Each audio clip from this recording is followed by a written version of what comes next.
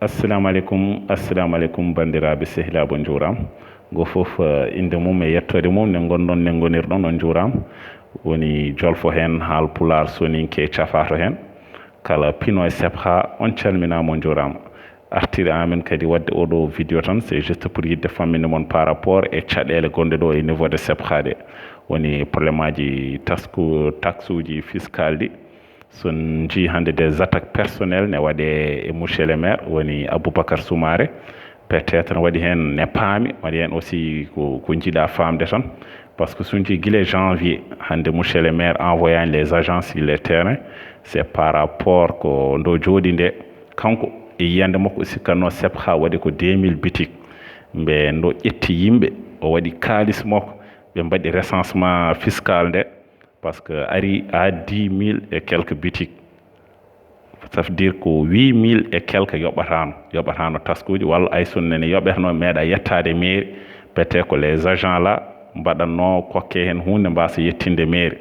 c'est pour cela kanko il ne pouvait pas prendre certains engagements nulde certaines yimɓe ko ɗum waɗimo ƴettude yimɓe o nuli ɗumen sur le terrain mbaɗoye recensement ji ɗiɗon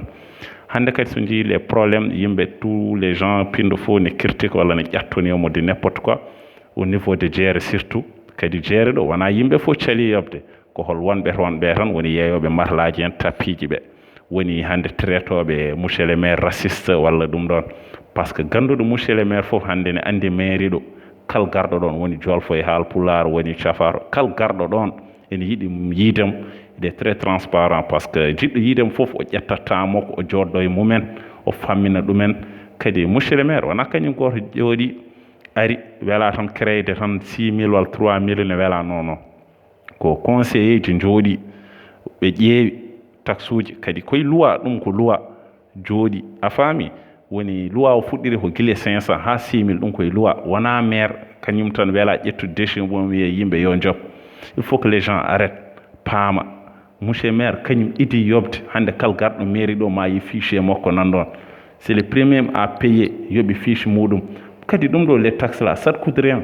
par ce que ko wawi waɗede fof artat koye sebha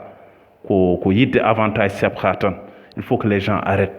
go fof fina wiya ko wela walla li traite de n'importe quoi kadi neɗɗo yo miijo ko mayata par ce que ɗum ɗo c'est pas des armes hande wiide jomum ko raciste walla di traité de n'importe quoi ɗum c'est pas des armes ɗum c'est des armes de faible ɗum neɗɗo so jogui ranki jogade argument leerɗo ko ɗum wonata ardude des arguments ganduɗa hoorema ala cohérence a faami c'est juste par rapport à ça enen hoɗɓe ɗo ɓe ko enen poti famde ɗum ko enen poti andude hol ɓamtare men holko jiɗɗen ganden kadi kaalis o to naata ko holto naatata kanko c'est ça son rôle hande Aboubacar Soumaré c'est ça ko andude yimɓe ɓe to joɓata holto naatata holko mbawi bénéficiade hen mais hande wawa wonde ɓeeɗo taxe uji ɓeeɗo ne joɓa ɓeega joɓata aduna hunde fof ko kaldigal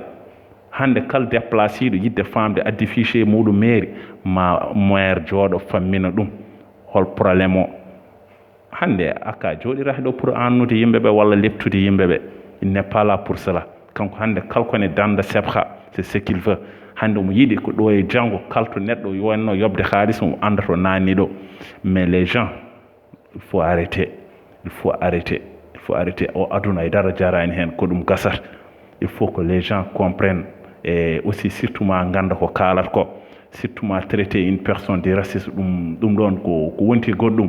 ɗum wona arme ko mbimi moon ko il faut que les gens arrêtent paamen ko hollum hol ɓamtare men holko jiɗɗen surtout akka nanɗo haaɓe yimɓe ko haare ko combat woni ɗo enen jibinaɓe sebhaɓe il faut paamen ɗum ko haare wonɗo en ko haare mawde kadi haare nde ɗo wona kanko goto waɗata ɗum wona haare pour neɗɗo goto wona par ce que en elimo tan omoni mairie ɗo fof ko foti toppitade il faut paamon ko wone ɗum ɗo ko en so ala soutien meɗen hoɗo war hoorema ko ni tan wayata ko woɗɓe gara ene mbaɗa hen ko beela ene pijira walla ene kaala ko beela après cela c'est fini il faut que les gens arrêtent il faut que yimɓe kula ganden mayde nana yeeso meɗen ay dara jarani goɗɗum akka wonani ɗo pour ne yiilo kalis ko waɗe poche en c'est pas là pour ça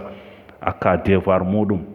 ko hande yo sebha ɓamta devoir muɗum ko hande kal commune gonnoɗo ɗo hande Mauritanie yo commune sebha ɓuur ko ɗum woni devoir makko stade makko koye seb ha ɗo woni o mondo omo yoɓa